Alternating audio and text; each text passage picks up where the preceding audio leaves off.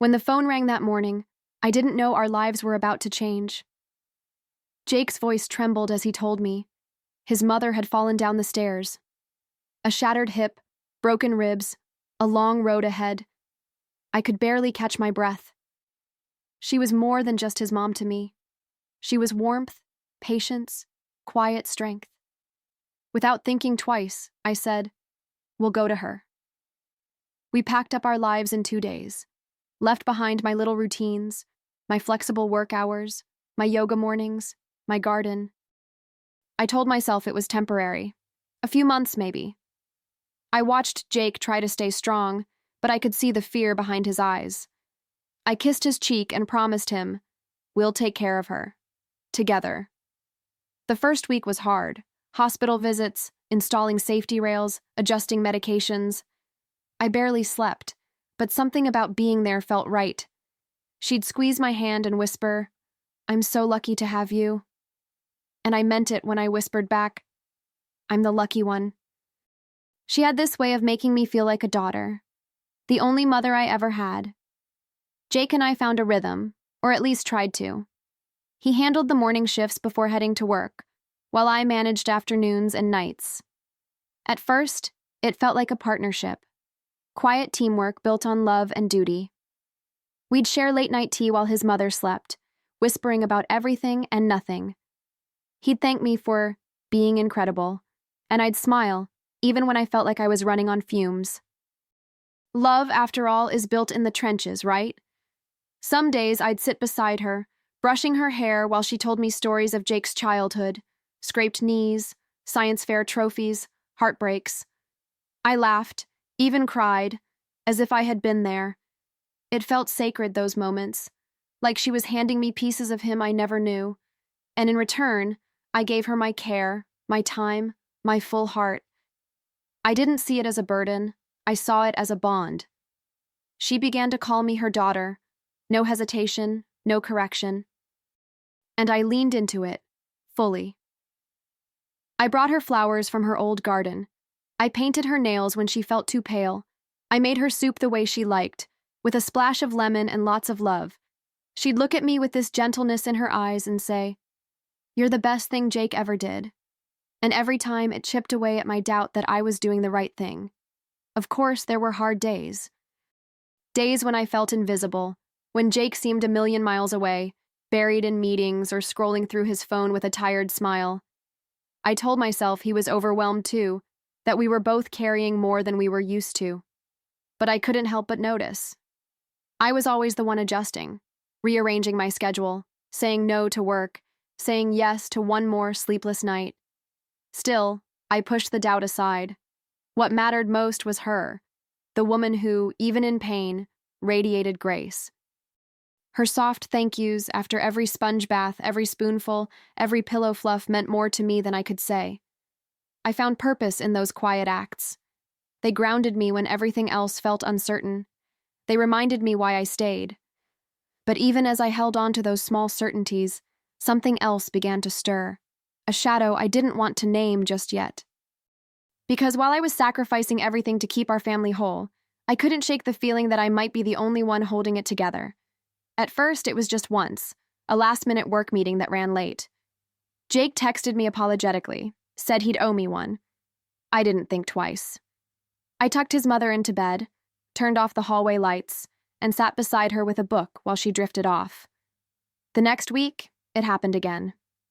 "Urgent deadline," he said, "clients being impossible." I nodded, told him not to worry. But something in his tone felt rehearsed. Nights started to blur. I was always the one staying up, adjusting pillows, refilling water, holding her hand through the pain. Jake's excuses piled up. Inspections, team dinners, even a networking happy hour. I watched the clock as I waited. And each time he walked through the door later and later, his tie loosened, his cologne faint but sharp. He'd kiss me on the forehead and mumble, "Sorry, babe," like it was a script. I told myself this was what love looked like, showing up when it wasn't convenient. So I showed up, again and again, for his mother, for him, for the life we promised each other. But I started to notice the weight in my chest at night, the kind that no amount of chamomile tea or deep breathing could calm. And every time he smiled too easily, laughed too freely on weekends, something inside me bristled. Jake had always been charming. That easy, boyish grin, the way he'd make everyone in the room feel like the center of the universe. But lately, his charm felt selective, distant, like it was being spent somewhere else. I'd watch him laugh at texts he wouldn't let me see, or hum songs I didn't recognize while he shaved. And when I asked how his day went, his answers grew shorter. Less color, less him. Meanwhile, I was unraveling. My body ached from lifting and bending, my mind fogged from interrupted sleep. But I kept smiling for her. I kept being the dependable one. I found myself craving simple things. Someone to ask how I was doing, someone to bring me a cup of tea, to say thank you, and mean it. But most nights, it was just me, the quiet house, and the weight of silence between me and Jake's pillow. I didn't want to believe it. Not then. Not after all we'd been through. But doubt has a way of whispering in the quietest corners. And those whispers started to feel louder every time I heard him say, "Sorry, I can't make it tonight." I'd stare at the front door longer than I should have, half hoping it would open early, half dreading that it might not open at all. There was one night, a Friday, when he claimed he had a site inspection. I nodded like always, kissed his cheek, and waved him off. But as I helped his mother to bed, I noticed something strange. His work boots, the ones he always wore for inspections, were still by the door, clean, untouched. My chest tightened, but I didn't say a word. I simply folded his socks, set his dinner aside, and told myself I was imagining things. But it didn't stop there. Over the next few days, the signs began stacking like quiet little betrayals. A forgotten receipt from a fancy bar tucked in his jacket. A whiff of perfume that wasn't mine. A charge on our shared card from a boutique I'd never been to. And always the same tired line. "Work's just crazy right now." Except, he didn't look tired. He looked rested, relaxed, and on the weekends, rejuvenated, like someone who had help holding their world up. I sat on the edge of our bed one night, the house silent around me, and whispered to no one in particular, "Is this what it feels like? To suspect and still hope you're wrong?" I didn't want to become the woman who checked phones, who searched pockets, who followed her husband. But there's a certain kind of loneliness that sharpens your instincts. And mine were starting to scream. I didn't tell Marie everything, just enough. She didn't need the full story to know I wasn't sleeping, that my smile was thinner than usual. Marie and I had known each other since college, the kind of friend who shows up with wine and tissues before you even ask. So when I finally whispered, "I think something's going on with Jake," she didn't say, "Are you sure?" She said, "Tell me what you need." We made a plan. Simple, clean, quiet. Marie offered to wait outside Jake's office one evening. "If nothing happens," she said, "then we celebrate with wine. If something does, you'll know." I gave her his schedule, the car he drove, the time he usually left. It felt surreal, like I was helping set a trap for someone else's life. But it wasn't someone else's. It was mine, and I needed the truth more than I needed peace. That evening, I sat beside his mother as she drifted off to sleep, my phone resting on the arm of the chair, silent and still. I tried not to stare at it, tried to focus on her steady breathing, on the soft rise and fall of her chest. But when the screen lit up and I saw Marie's name, my breath caught in my throat. The message was short, just a video, no caption, no warning. My hands trembled as I tapped it open. The video started with Jake walking out of the office building, laughing, not just smiling, laughing. That carefree, loose kind of laughter that used to belong to us. He didn't look tired. He didn't look stressed. He looked happy. Then he turned, walked straight to a silver car parked by the curb, and leaned in through the window. I paused it right before the kiss, like holding a breath you know will hurt to exhale. But I watched it anyway. Watched him press his lips to someone else's, watched her hand touch his face like she knew it well. And when she stepped out of the car to hug him, I saw her. Her. His ex. The one he swore was ancient history. The one he said he hadn't spoken to in years. I didn't cry. Not even a little. Instead, I watched it again. Just once more. For confirmation. For clarity. Then I pressed save. I turned off my phone and sat in the dark beside the woman who had become like a mother to me. I looked at her peaceful face, the trust she placed in me, in us. And something deep inside me snapped into place. It wasn't rage, it wasn't sorrow, it was something colder, clearer. I leaned in, tucked her blanket under her chin, and whispered, "You deserved better from your son, but I'll make sure he sees what better looks like." I didn't sleep that night, but I didn't pace or cry either.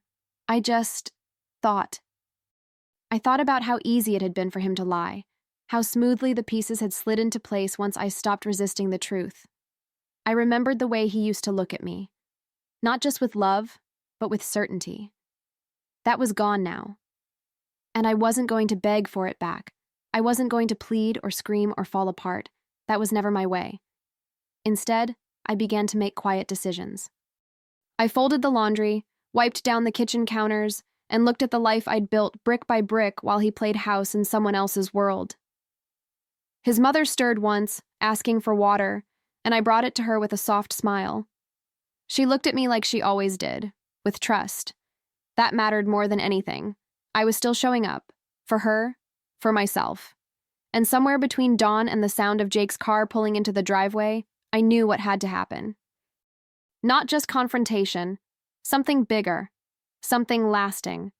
A message that wouldn't just bruise his ego, but shake the ground beneath his feet. He had built his lies on comfort, on assumption. He thought I'd stay quiet. And that was his first mistake. That afternoon, I made his favorite: lemon roasted chicken, garlic mashed potatoes, sautéed green beans, and that warm apple crumble he always said reminded him of childhood. I didn't rush. I didn't rage. I plated everything with care, wiped the counters twice, and lit a candle at the center of the table. I even ironed the linen napkins. He wouldn't see it coming, not like this, and that was exactly the point. I helped his mother into her nicest blouse, brushed her hair gently, and dabbed a little rose balm on her lips. She looked tired, but beautiful. "What's the occasion?" she asked with a soft smile. I kissed her cheek and said, "Just thought we could all use something special tonight." Jake arrived on time for once, freshly showered, humming. His eyes lit up when he saw the table. "Wow," he said. "What's all this?" Dinner started like any other: light conversation, passing plates, the soft clink of silverware. He complimented the food, complimented me. I nodded, smiled, asked about his day. But under the table, my hands were cold and steady. I kept glancing at his mother, watching her savor each bite, holding this small moment of peace before the ground shifted. She deserved the truth, not just about him, but about who I really was. After the dishes were cleared and dessert was just a few forkfuls away, I stood up calmly and walked over to the sideboard. Jake was mid-sentence, telling a story about some client, gesturing with his fork, too loud, too confident. His mother smiled politely, but I could see the fatigue in her eyes. I turned to him and said, "Someone special sent you a message today. Said they were proud of you. Want to see it?" He looked confused, a little flattered. "What do you mean?" I didn't answer. I just walked over, handed him my phone, and stepped back. For a second, the room felt still, the kind of stillness that comes before a storm breaks. He tapped the screen, and the video began to play. I didn't look at him. I looked at her, at the way her smile faded, at the way her eyes widened in disbelief. Jake didn't speak. Just sat frozen, the phone still playing, the sound of his own laugh echoing back at him. His mother's hand dropped her fork, her lips parted, but no words came. Finally, her voice broke the silence, quiet and full of sorrow. "Why, Jake?" Her voice cracked. "She cared for me like a daughter, and you betrayed her?" Jake looked at me then, but I was already standing tall, steady in my place. I didn't raise my voice. I didn't need to. I looked him straight in the eye and said, "You lied to her. You disrespected me. And you broke your vows, in the home of the woman who raised you, the one I gave up everything to care for." His mouth opened, searching for words, but I didn't give him the chance. I wasn't there for excuses. I was there to let the truth stand on its own. His mother was crying now, not loud sobs, but quiet ones, the kind that come from a place so deep it doesn't have sound anymore. I walked over to her gently, wrapped a shawl around her shoulders, and sat beside her. I wasn't angry anymore. I was done giving that to him. What I felt was deeper than anger. It was final. It was the understanding that something had ended long before this dinner began. Jake looked around the table like he didn't recognize it anymore, like the comfort had been stripped from the walls. And maybe it had. I placed my hand softly on the table, looked at his mother, then at him, and simply said, "This was your family. This was your chance. And now, you'll sit with what you chose."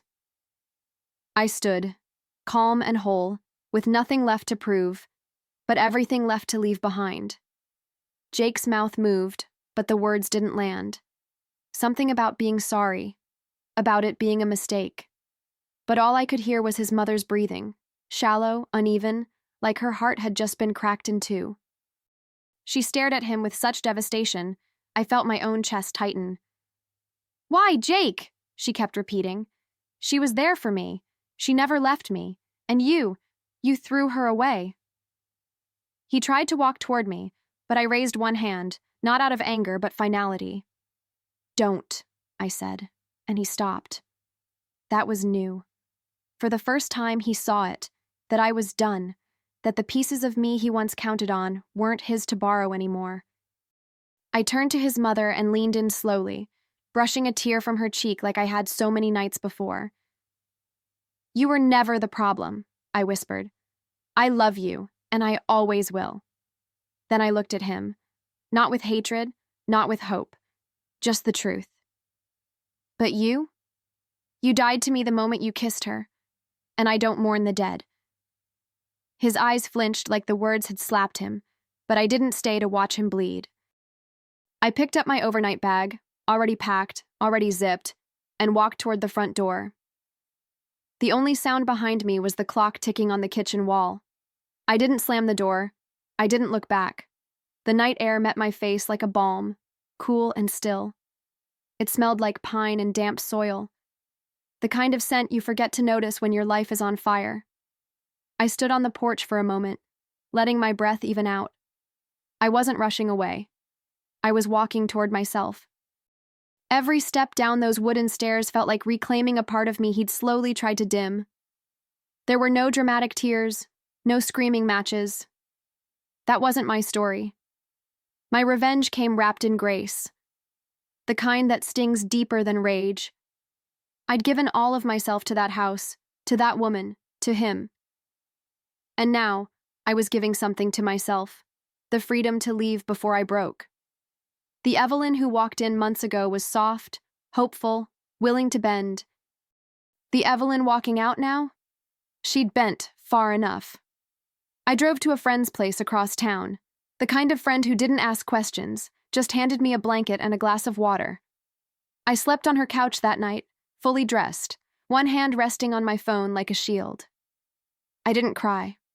Not until morning, when sunlight hit my face and the silence no longer felt like an enemy. I cried not because I missed him, but because I had finally stopped waiting for him to choose me. Weeks passed. Not in a blur. No, I felt every day. Every coffee poured without rushing, every quiet morning without waiting on someone else's promises. I didn't go looking for updates.